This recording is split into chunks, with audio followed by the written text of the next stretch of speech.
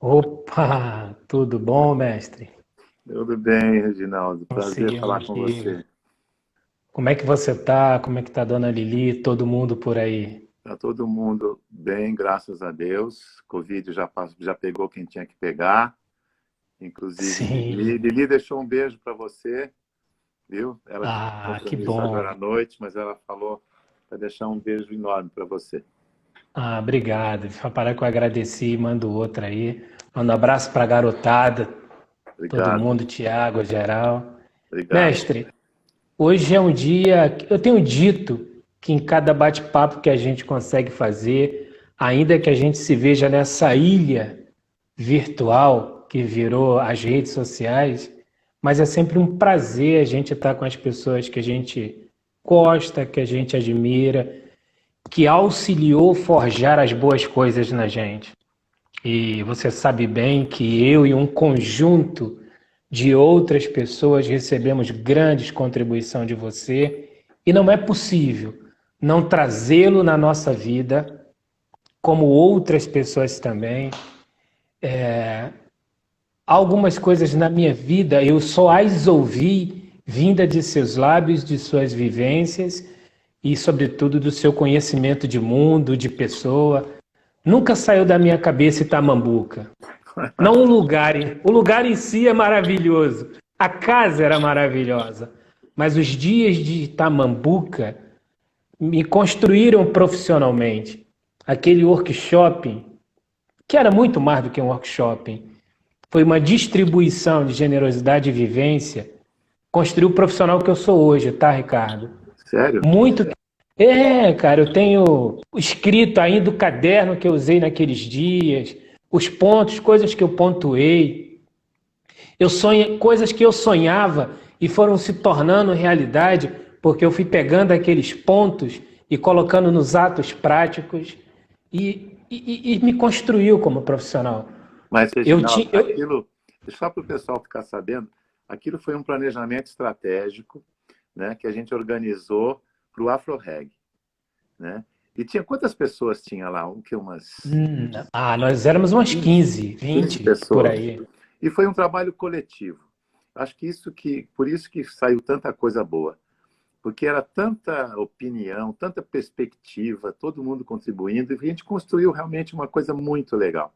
Quer dizer, foi uma experiência legal e o produto foi uma coisa muito legal também, né? Mas olha, quando é que foi isso? 2000 e o quê? Ah, mestre, já fazem uns 14 anos, 15 Olha anos. só, olha só. Já tem um tempo. É, 2012, 2013, por aí. é isso aí. Tem um tempo bom. Então você vê que o efeito é perene. É. E por isso que eu quis muito falar com você hoje do tema que você aborda, que não se pode desprezar, dispensar ou não aproveitar a crise. Ricardo, nós vivemos tempos dolosos, muito mais que dolorosos. O dolo traz o fator dolorido. E não é o Brasil, não é o Rio, São Paulo, é o mundo. Mas antes disso, o mundo já vinha com sinais sensíveis de sofrimento, em muitos aspectos. E eu sempre te acompanho para mim renovar e restaurar essa formação. Nós temos você como nosso mestre, e isso é muito verdade. Isso me Então, constrange, viu? Isso me constrange, mas eu não me responsabilizo por nada. Tudo que você disser que eu te ensinei é responsabilidade sua. então, por isso que eu estou de pé. Então, vendo quando você desfila o discurso do aproveitamento da crise, eu fui pegando aquilo e pensando em muitos atos que eu estava envolvido, nas ações humanitárias que nós estávamos empreendendo via o G10 Favela, nas ações pelo programa que está nascendo, está num processo bacana, que é o Investe Favela, nos diálogos com as lideranças. E esse momento é um momento que impactou todo mundo. Impactou todo mundo. Não passou a régua porque cada um foi impactado de uma maneira. Eu não gosto muito da ideia de que está todo mundo no mesmo barco, porque são barcos diferentes, com dores de intensidades diferentes. Mas a crise, mestre, Eu queria que você trouxesse um pouco para a gente hoje, como que a gente aproveita essa crise? O que que a gente tira dela, para além das percas, que não são poucas, né? Para além do sofrimento instituído, já passa de 500.000 e um pouco mais de brasileiro vitimado, inesperadamente vitimado, milhões somado o mundo todo. Me parece que, cientificamente, nós não teremos um mundo ainda na chamada normalidade, tão já, ainda vamos demandar um tempo mais, ou seja, a crise vai se estender um pouco mais. E em se tratar de Brasil, nós temos algumas crises bem ímpar, toda nossa. Então eu queria que você trouxesse um pouco para a gente hoje esse alento da reflexão, da ideia, do caminho da possibilidade de como aproveitar uma crise como essa. Legal. A pergunta é muito grande, né, Reginaldo? Ela é tão grande e tão pequena, né? Porque o vírus está para pegar qualquer um. E é grande porque está mexendo na nossa história. Não na nossa história do Brasil, está mexendo na nossa história como humanidade, né? Então, a primeira imagem que eu gosto de usar quando a gente fala do que está acontecendo no mundo, só para falar de um processo. Nós estamos sentindo dores de parto.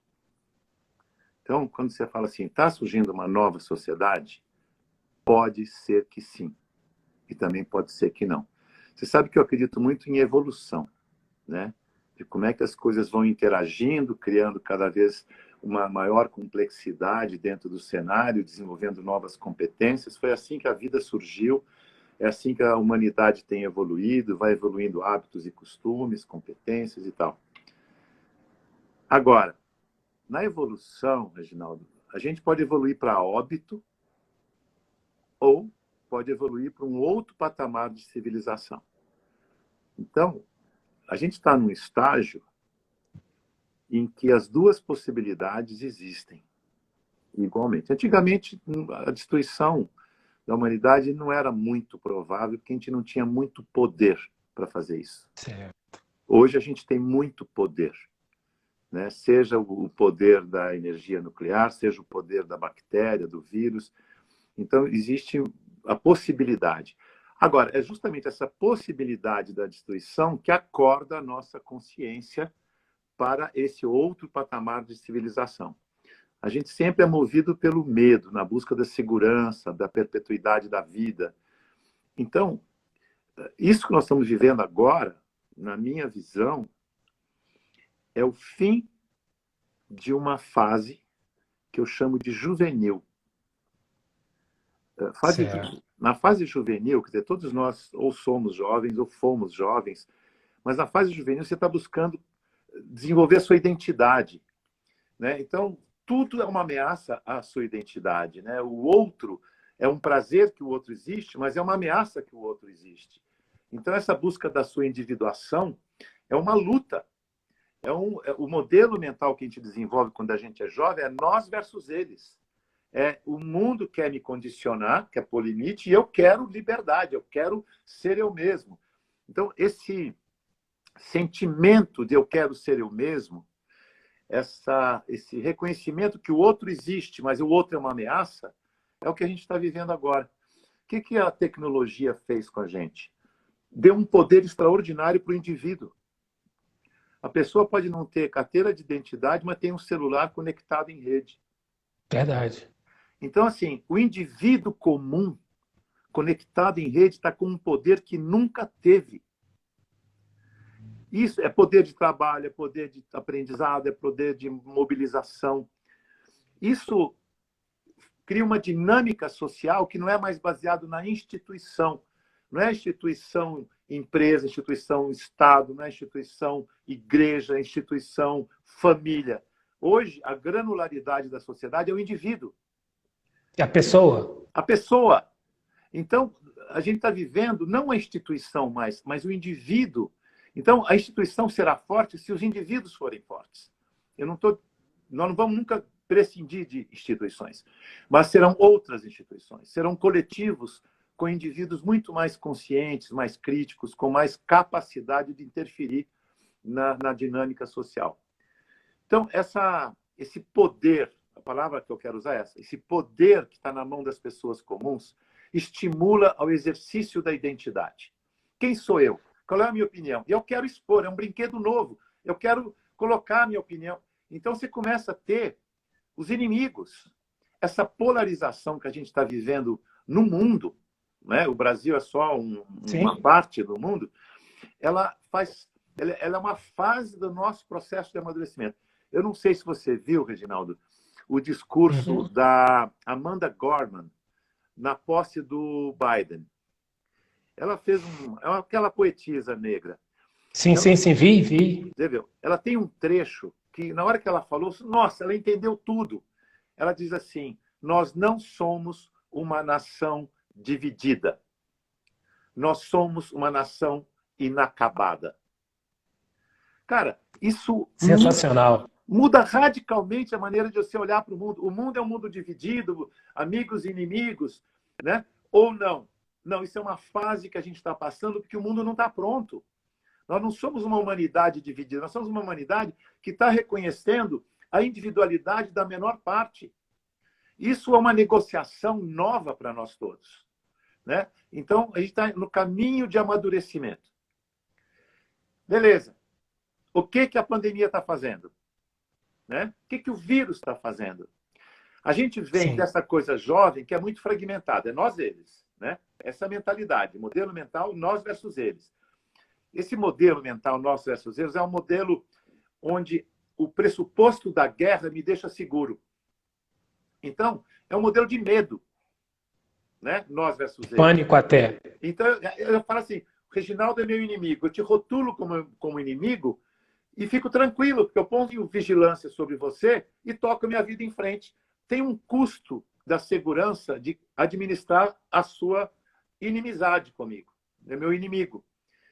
Na hora que eu reconheço que você pode ser meu amigo num momento e amigo em outro, reconheço o respeito que eu tenho que ter por você como indivíduo, seja amigo ou inimigo.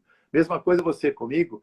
A gente pode fazer alianças circunstanciais. Então, a minha individualidade é importante. A sua individualidade não é a circunstância que vai definir quem eu sou. Não dá mais para colocar rótulo em ninguém.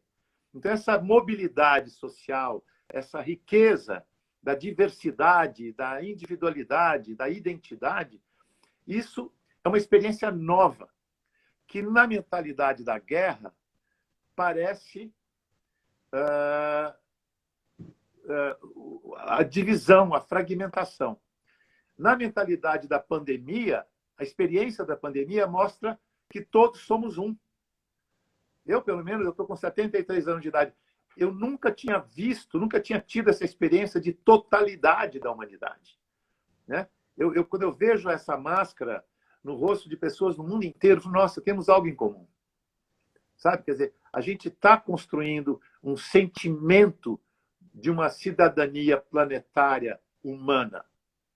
Sim. Não é mais, eu sou brasileiro, eu sou francês, sou americano. Não, a gente continua com essa identidade da parte, mas a gente está começando a ter que dividir desafios do todo.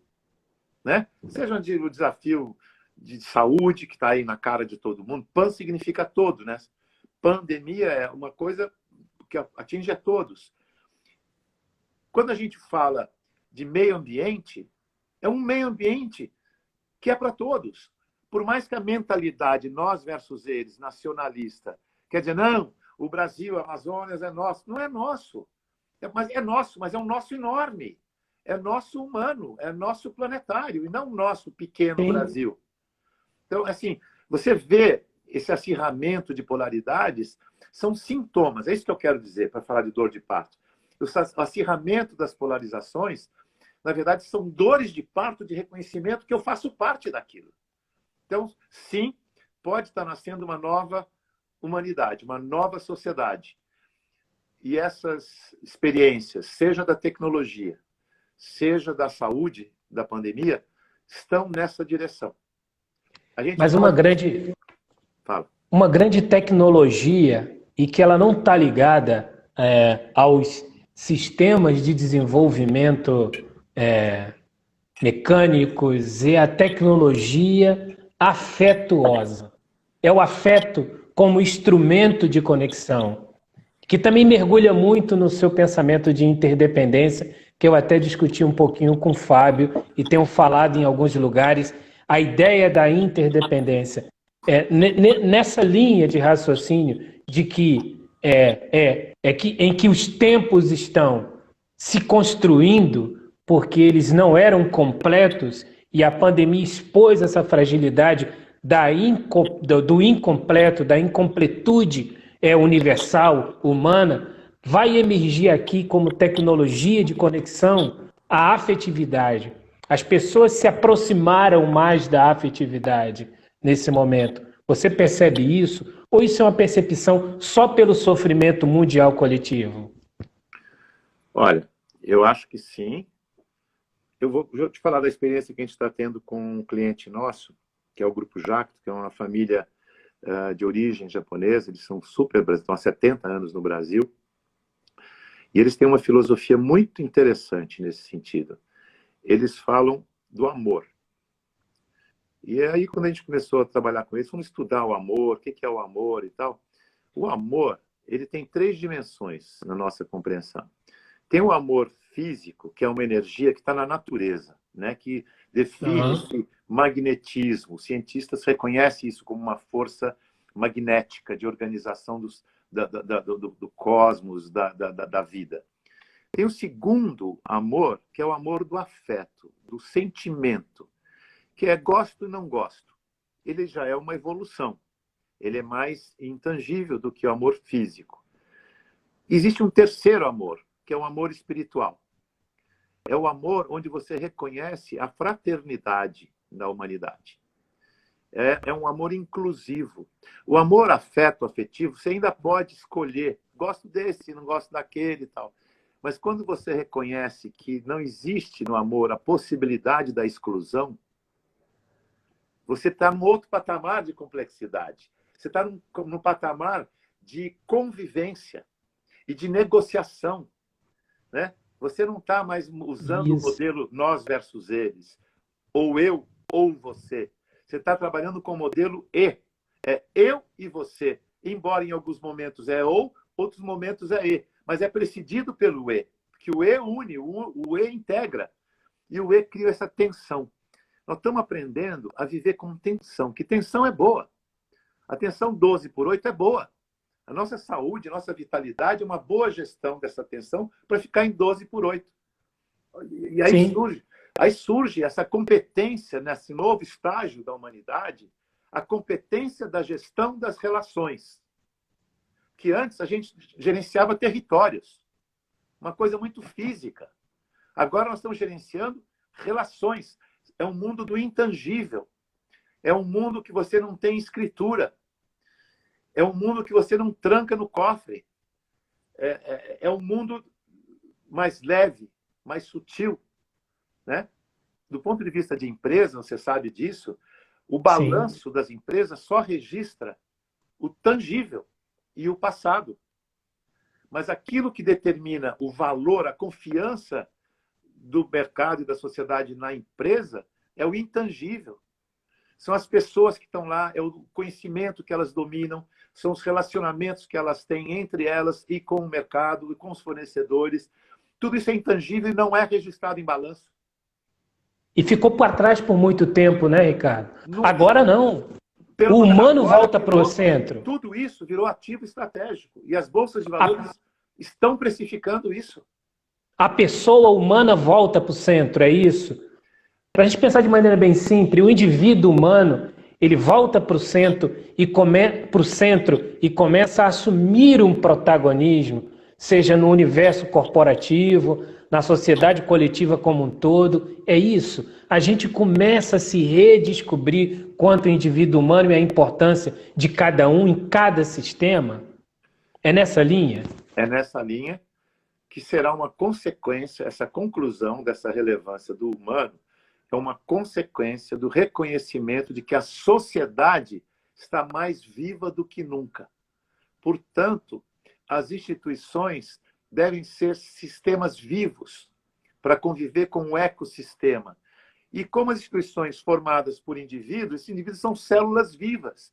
Então, não é porque a gente ficou mais virtuoso, é porque a gente ficou mais ligado na sobrevivência. Entendeu? Eu gosto dessa perspectiva bem científica, pragmática, de sobrevivência, que é o princípio da evolução, para a gente chegar na questão da interdependência, não como uma virtude, mas como um princípio organizador de sistemas vivos. Um princípio é bom. Você entendeu? O princípio, o que rege, por exemplo, o nosso equilíbrio físico do corpo, o equilíbrio biológico, é a interdependência entre os órgãos, entre os sistemas que compõem o corpo. Toda hora, está esfriando aqui em São Paulo, você põe casaco. Antes de pôr o casaco, o seu corpo começa a ficar com os pelos em pé.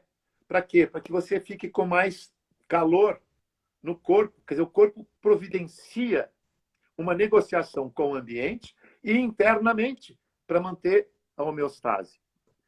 Essa visão da interdependência que está na natureza, que está nos sistemas vivos, deve estar também na cultura dos humanos.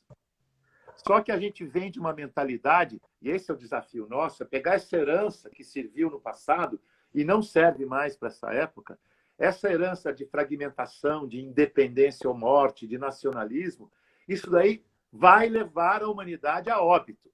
Vou deixar bem claro. Por quê? Porque é muita gente nesse mundo, os recursos têm que ser melhor administrados, e essa fragmentação, essa independência ou morte, não é inteligente.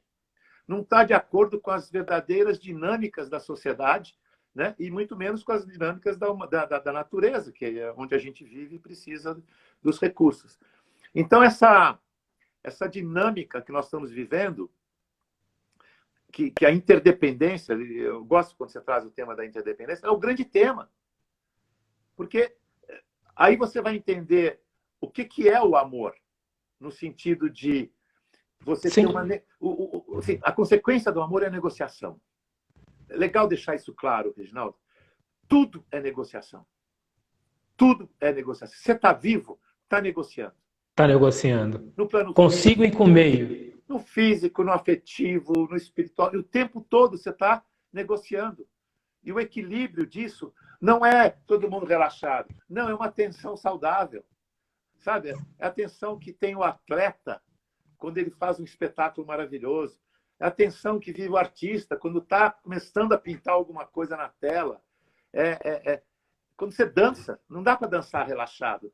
Você vê qualquer cara dançando, o cara está numa tensão, numa integração de todas as partes do corpo, né? E pensando também, e gostando, enfim.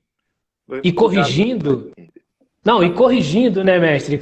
A gente não tem a ideia de que um balé pode durar séculos, mas depois de séculos, de período em período, aquela escola de balé faz um movimento chamado limpar o movimento, que é de corrigir a posição da mão, a posição do corpo. Os grandes bailarinos do mundo, de período em período, limpavam os movimentos para manter a beleza do rito corporal mostrado.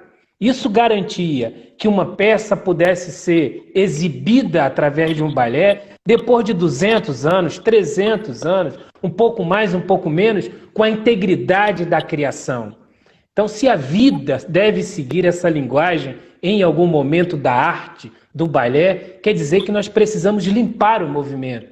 Ver em que ponto está a mão, se ela subiu mais, se ela desceu menos, que ponto está o comportamento, se ele exacerbou mais ou se ele não exacerbou, se ele foi presente, se não foi presente, se fez a questão da substituição, da independência ou morte, e aí eu vou abrir aspas aqui, Ricardo Guimarães, fecho aspas, se fez o movimento da interdependência ou morte.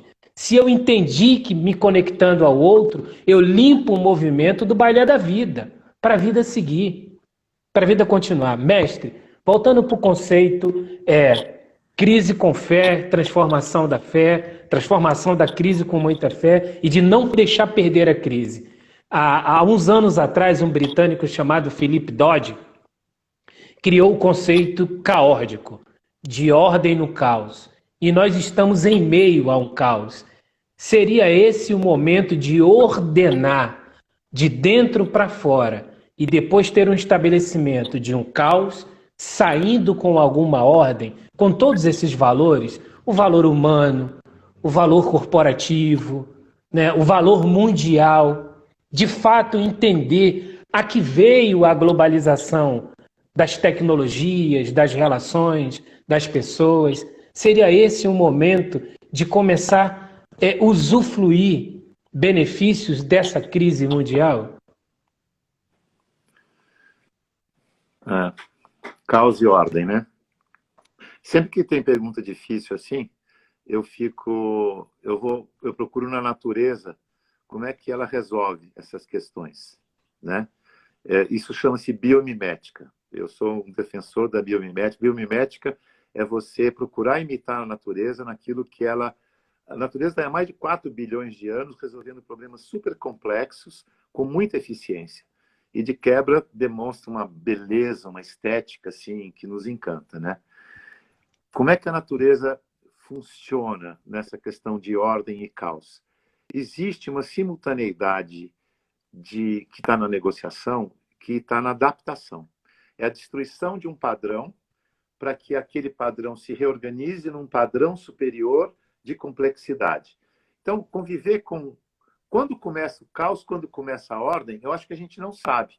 Eu acho que é uma vontade de que as coisas fiquem em ordem que faz com que a gente se iluda achando, está em ordem. Não está em ordem. Na hora que está em ordem, já está começando a desordem. Quer dizer, a noite começa ao meio-dia, entendeu? O dia começa à meia-noite. Quer dizer, essa simultaneidade, vamos falar assim, é isso que a gente tem que aprender a viver, eu acho. Essa coisa de estar em ordem, isto é, eu conheço essa realidade, né? E está em desordem, quer dizer, eu não conheço essa realidade. Então, eu tenho que ter a segurança de saber como é que está, mas eu também tenho que ter a humildade, a cautela, a não arrogância de ter a pergunta. O que é isso que está acontecendo? Isso que nós estamos fazendo agora, nós estamos pegando tudo que a gente sabe e dizendo o que a gente não sabe. Né? Vamos então, negociar com as ideias. O que está acontecendo? E é uma pergunta que tem que ser permanente. Né? Agora a gente sabe o que está acontecendo. A gente nunca vai saber, porque a gente sabe e não sabe. Então, por isso que quanto mais complexa fica a sociedade, quanto mais veloz as coisas mudam, quanto mais simultaneidade de ocorrências no cenário, mais a gente tem que estar junto para entender o que está acontecendo. Mais a gente tem que ter uma inteligência coletiva. Mais a gente precisa da multiperspectiva. E, Reginaldo, eu estou falando aqui não é por virtude, é por necessidade de sobrevivência. Total, total. Entendeu? A gente está saindo de uma sociedade simples, fragmentada, preto aqui, branco ali, japonês lá. Quer dizer, tudo fragmentado, rico aqui, pobre aqui. Agora estamos vendo que está tudo junto. Nós estamos discutindo questões dificílimas. Dificílimas. De verdade. Quantos ricos é justo existir no mundo? Está na mesa essa discussão. Você está vendo aí, tem herdeiros com uma consciência crítica tamanha que eles estão se comprometendo com doação, sei lá, de metade, de 2/3 da fortuna. Não, agora recentemente, 2 grandes fortunas brasileiras estão abrindo mão da plenitude de suas receitas, né? Que é o Eli e a galera do Nubank, se eu não me engano.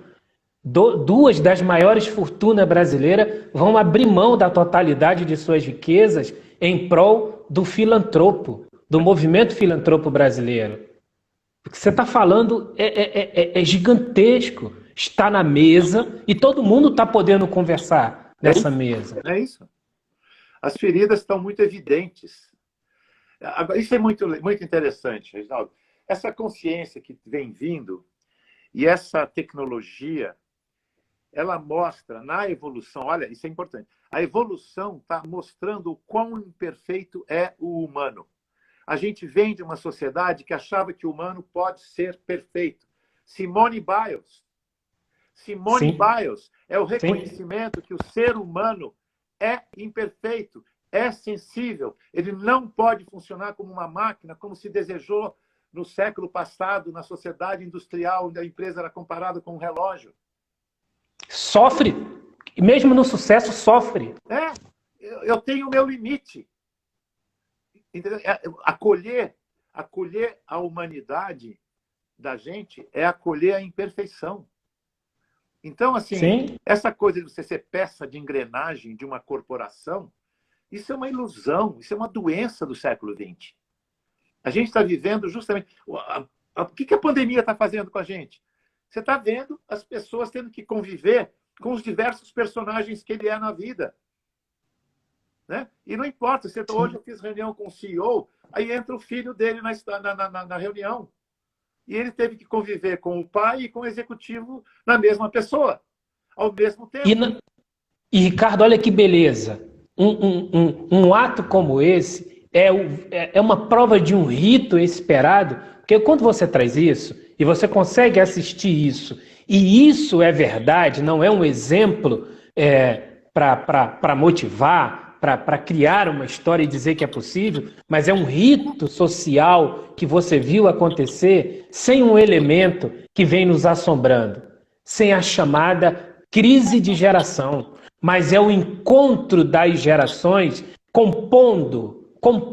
Olha, eu me preocupo muito quando eu ainda ouço, e eu confesso para você que eu acho muito antiquado, muito brega, muito retrógrada, discutir crise de geração, porque o mundo novo, ele pede que exista encontro de geração, ajuntamento de geração. E quando você traz um CEO e o seu filho se encontram no universo, o pai na figura de CEO, o filho na figura de quem vai contribuir enxergando o CEO na figura do pai, a gente vê a esperança. Filho cliente, cara, olha a esperança de que vai morrer o confronto de geração e nascer o encontro de geração. Com certeza, com certeza. E eu vou te dizer, ela se encontra, as gerações se encontram na necessidade de se entender. Eu acho que a gente saiu de uma sociedade muito cada um no seu quadrado. E estamos começando a ter a experiência de cada um por si, né? um por todos e todos por um. Então, esse encontro, e não é encontro só de gerações, né, Reginaldo? É encontro de todos os opostos. Sim. É encontro de todos os diferentes. E não é por outra razão a não ser a sobrevivência. Não é a sobrevivência da paz tranquila, ninguém briga com ninguém. Não. É a paz de conflitos bem administrados. É a paz da inteligência. É a paz do reconhecimento dos limites, da humildade. Entendeu? Quer dizer, a paz do reconhecimento que o outro é tão relevante quanto você, por mais diferente que ele seja. Total. É a paz da maturidade, não a paz da juventude. A gente vem de uma sociedade onde o padrão de beleza era jovem.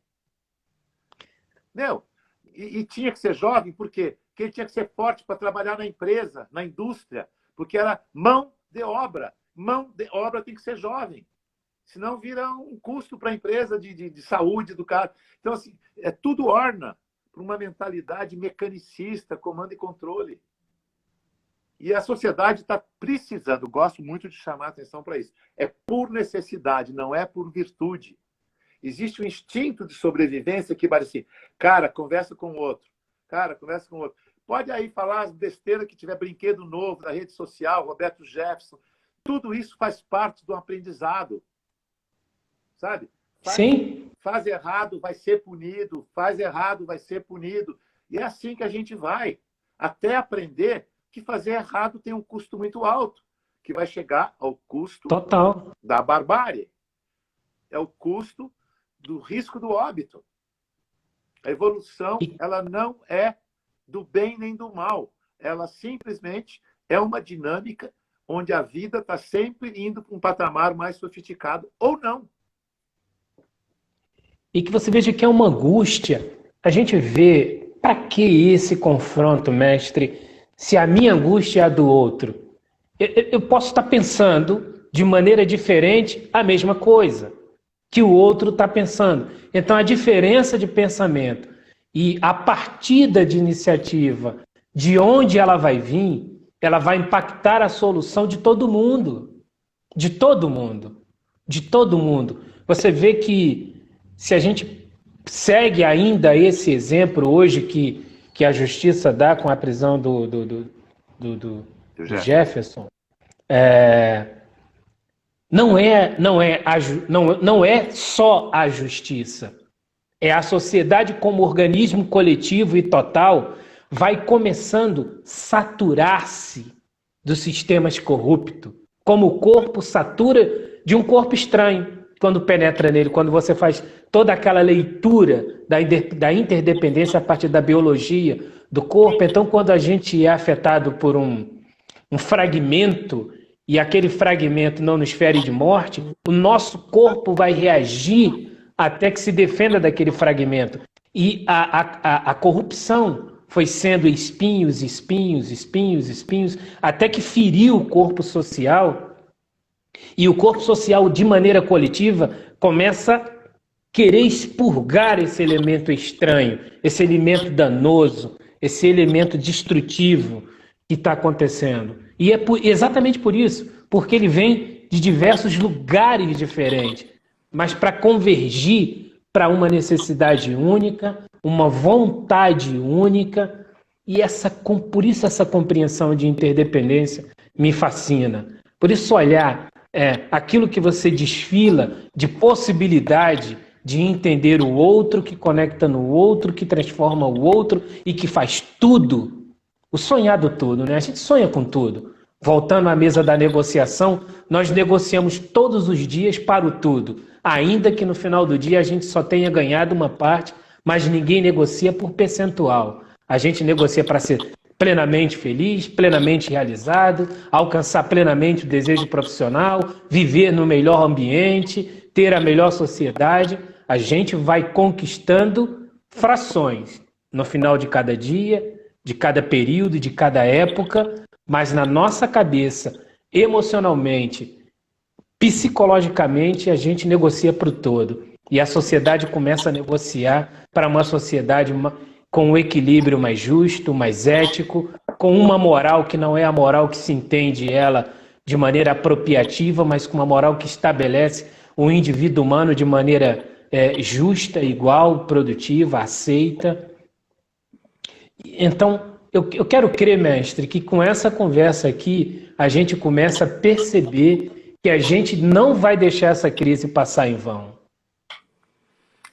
Eu acho que não vai. E eu vou te dizer, outro dia eu estava lendo uma pesquisa de especialistas dizendo que essa tecnologia, melhor, essa pandemia, acelerou em 10 anos a instalação da tecnologia nas nossas relações. Então, imagina 10 anos em 2. Numa ferramenta como a tecnologia que aumenta exponencialmente o volume de conhecimento produzido, o volume de interações entre as pessoas. Isso está criando uma sociedade nova que a gente não tem ideia. Então, assim, vai ser diferente? Vai. A gente vai ficar igual? Não. Vai ser para melhor? Pode ser. Eu acho legal a gente colocar nesses termos. Nada está garantido. Pelo contrário, uma pessoa hoje pode fazer um grande estrago. Né? Olha o que as redes sociais podem fazer pela potencialização de um gesto individual. Né? Então, esse amadurecimento da sociedade com relação ao poder que a tecnologia está trazendo é um negócio muito, muito importante para despertar a consciência da sociedade para fazer as escolhas corretas. Né? E a escolha começa no individual. Começa no individual. Se a gente conseguir se entender, e eu gostei quando você falou da coisa estranha que está no corpo, o câncer nada mais é do que um tecido que não pertence, que não tem a mesma identidade, o mesmo DNA do corpo. Né? E ele tem um poder extraordinário, essa doença, né, da não obediência do DNA daquele organismo. E o poder do câncer é não se manifestar. Então, quando você percebe que ele está lá, ele já está fatal. Por isso, Sim. Quanto mais cedo você detecta, mais chance você tem de se curar. Olha esse aprendizado que essa doença nos traz.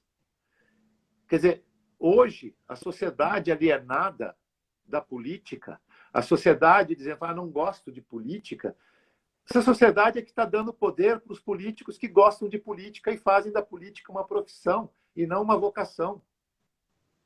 Então, Verdade. Então, o que nós estamos aprendendo com o Bolsonaro? Está todo mundo tendo que se ligar nessa parada. Meu.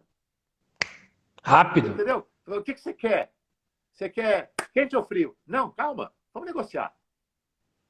Não é Lula, Bolsonaro. Vamos conversar. Vamos trocar ideia.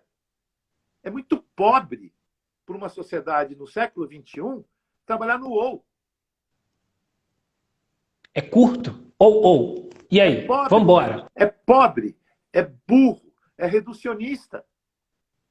Não é nenhum nem outro. É um pouco daqui, um pouco dali, um pouco de cima, um pouco de baixo. E vamos juntando as necessidades com os potenciais de solução. Vamos negociando. Esse é o aprendizado.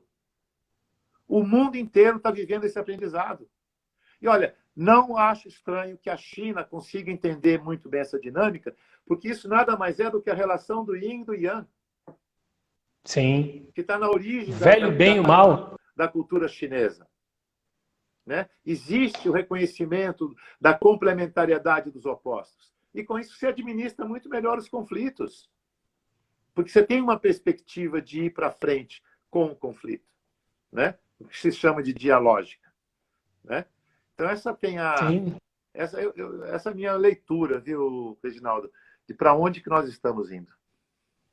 Não, mas é uma grande leitura. E o que é importante para a gente aqui, mestre, hoje, e o que a gente tem buscado, o que eu fazia pela minha vida, e é claro que vou aperfeiçoando nos encontros, quando nós nos encontramos, e aí nós dois nos encontramos com o outro, e hoje nós somos uma rede forte, uma rede bacana, uma rede eclética, uma rede diversa.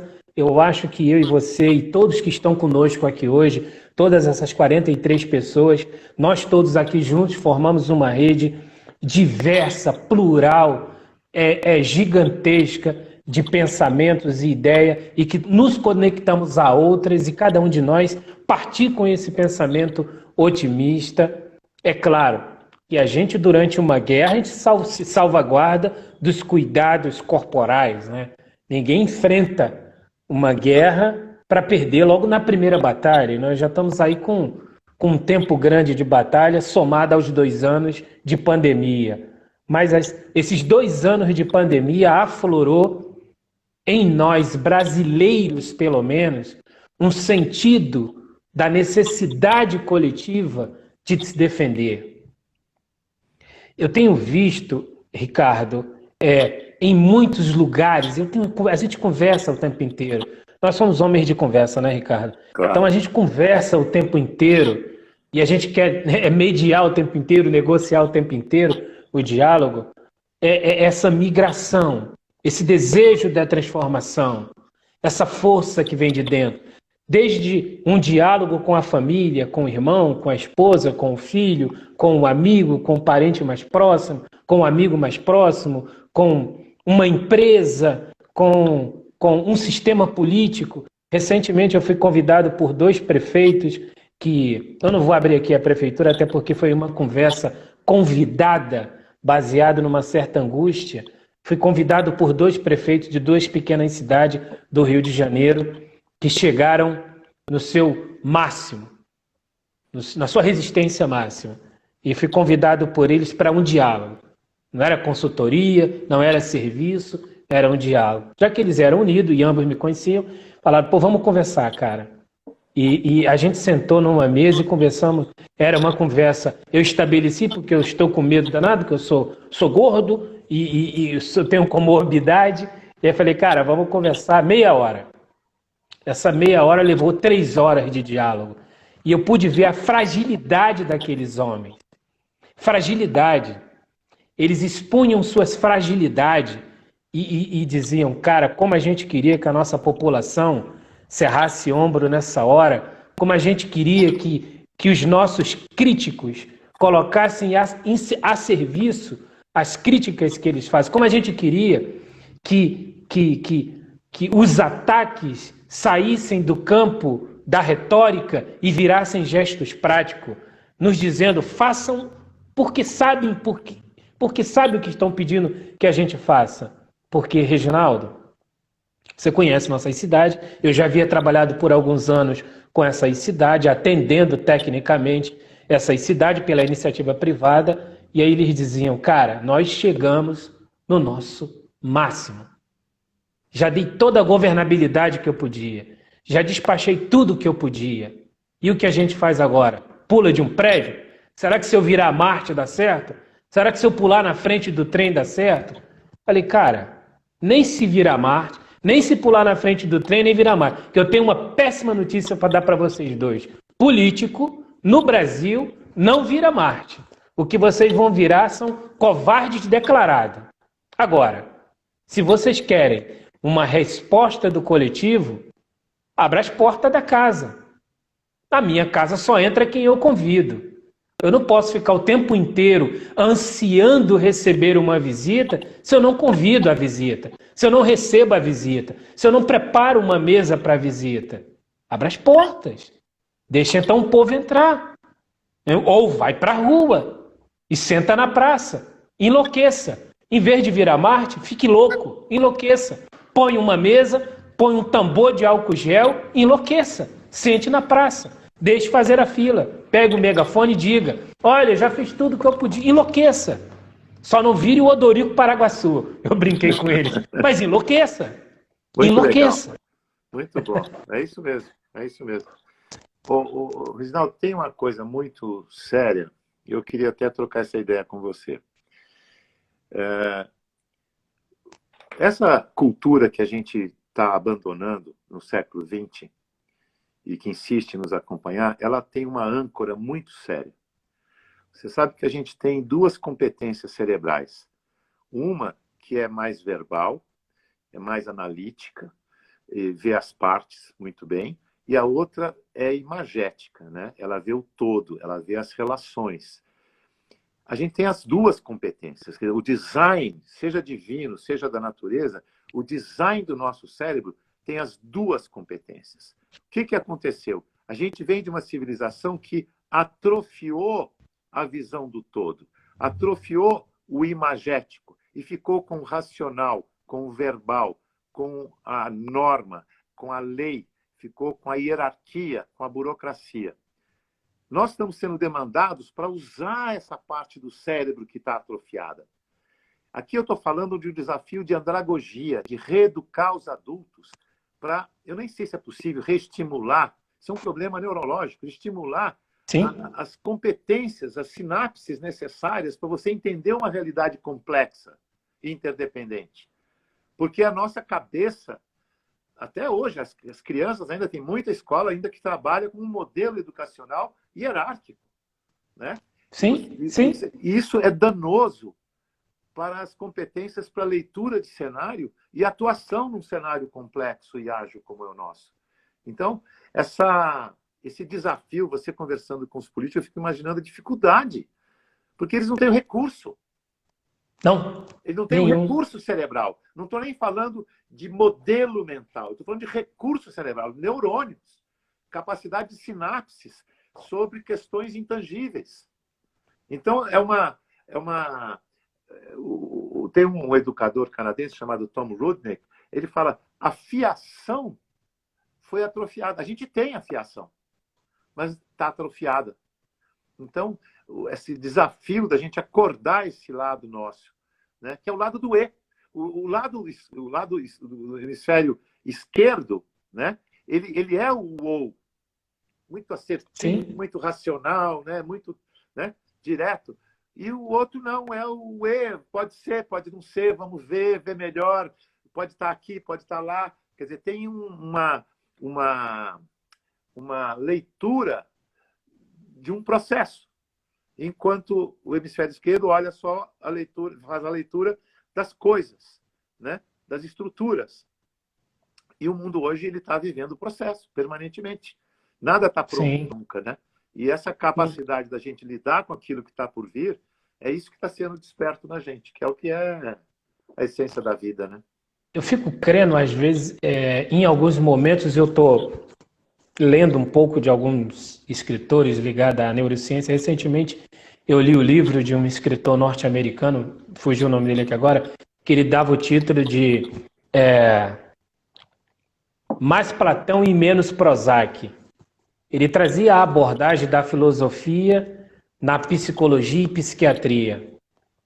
E aí quando ele diz que é mais Platão e menos Prozac, é exatamente por isso, por causa do exercício do pensamento. O livro é extraordinário, você amaria, porque ele começa com essa sátira, esse sarcasmo, esse deboche, mas ao desfilar a literatura inteira, ele vai trazendo questões muito lúcidas do pensamento, exatamente da necessidade do pensamento, do encontro da formulação da ideia, de que você traga para a tona todo esse universo. E em muitos momentos ele pontua a neurociência para além de um centro cirúrgico. E Ricardo, a neurociência entrará a serviço da sociedade humana de fato para além do centro cirúrgico, porque a neurociência começa a poder dar respostas que a gente tem dificuldade de encontrá-las, ou tem respostas que a gente tem dificuldade de dá-las diante de algum questionamento. Quando é uma autoridade pública, quando é um gestor de uma corporação, quando está liderando um movimento. Então, se você busca os recursos da neurociência para o intelecto praticado, a gente começa a formular a ideia da pergunta assertiva. Talvez não a pergunta final ou a ideal, mas a resposta mais assertiva que pode levar a esse caminho. Por isso que o confronto desse livro ele é muito interessante, que ele trata de filosofia e ele trata de psique, né? Porque poucas pessoas sabem que a psiquiatria e a psicologia nasceu dentro da filosofia e depois as ciências se separaram. Então o exercício do pensamento sempre tiveram junto. Verdade. Você vai me desculpar, Reginaldo, de vez em quando eu me distraio com as mensagens aí, que eu estou adorando. Tem cada comentário interessante, pessoas queridíssimas, Celina Costa, Cris, minha prima. Mas deixa eu falar, tem um cara que falou assim, foguete não anda, não tem ré. Quem é que foi? Isso. É Enzo? Não sei, não conheço. Mas foguete não tem ré. Genial isso. Né? Quer dizer, a humanidade não tem ré, a gente anda para frente, pode piorar, mas é para frente. E essa perspectiva que a gente tem que encontrar de qual é a opção certa para que não vá para óbito, para que não vá para destruição, que não tem solução. Quer dizer, tem uma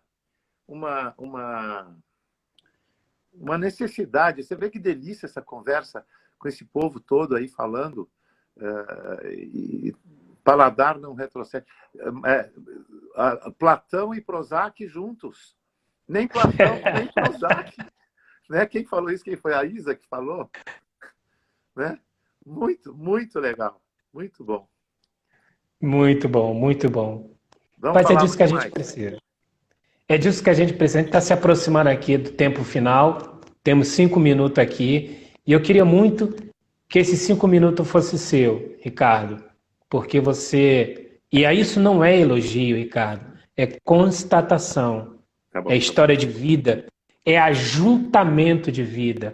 E eu sei que você impactou grandes corporações no Brasil e no mundo. Que você mudou muitas imagens com a sua sensibilidade profissional e a sua história de vida. Então, para que a gente pense que não podemos desperdiçar essa crise e que esse colégio reunido aqui hoje de amigos possa sair daqui para fazer um serviço de evangelização de que é possível trabalhar para além da crise, de dentro da crise para além dela. Então, esses 4 minutos finais são seus, Ricardo. Obrigado. Você é sempre muito exagerado e não, é verdade. Eu acho que tem muito sentimento, muito amor no que você fala. Mas eu queria dividir as minhas leituras atuais. Olha, eu estou lendo agora, pela 5ª vez, esse livro do Edgar Morin, Os 7 saberes necessários à educação do futuro. Se tem uma coisa difícil hoje, é que educação que eu dou para o meu filho, para que futuro eu estou educando meu filho? O futuro é imprevisível, não temos noção. Há 2 anos atrás, o último estudo que eu soube, o conhecimento no mundo estava dobrando a cada 12 minutos. Eu acho que hoje deve estar dobrando a cada 2 minutos. Então, quantidade de inovação, a produção de ciências, dinâmicas. Gente, é uma coisa extraordinária. Mas o Mohan está com 100 anos, cara. Outro dia eu vi uma entrevista dele super lúcido. Isso aqui ele escreveu em 99. E é super atual. Olha o capítulo que eu estava lendo agora. É como enfrentar as incertezas. Porque a incerteza é dada na vida. A gente, em busca de segurança, mente para a gente mesmo. Né? E diz, não, eu sei o que vai acontecer. Vamos fazer um planejamento para 5 anos. Não existe mais projeção possível.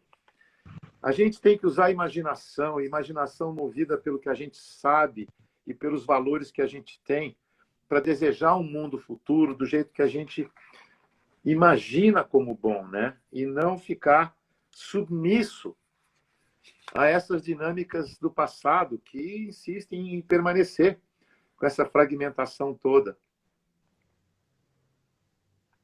Olha aqui, aprendemos no final do século XX que é preciso substituir a visão do universo obediente a uma ordem impecável pela visão na qual este universo é o jogo, é o risco da dialógica, relação ao mesmo tempo antagônica, concorrente e complementar entre a ordem, a desordem e a organização.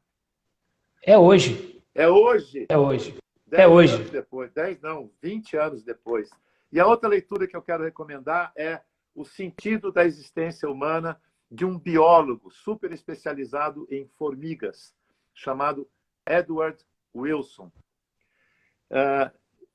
Como eu te falei, eu acredito muito nas dinâmicas naturais. Ali tem uma sabedoria, tem uma inteligência, tem uma eficiência da qual a gente se distanciou como seres humanos. A gente pertence a esse universo natural.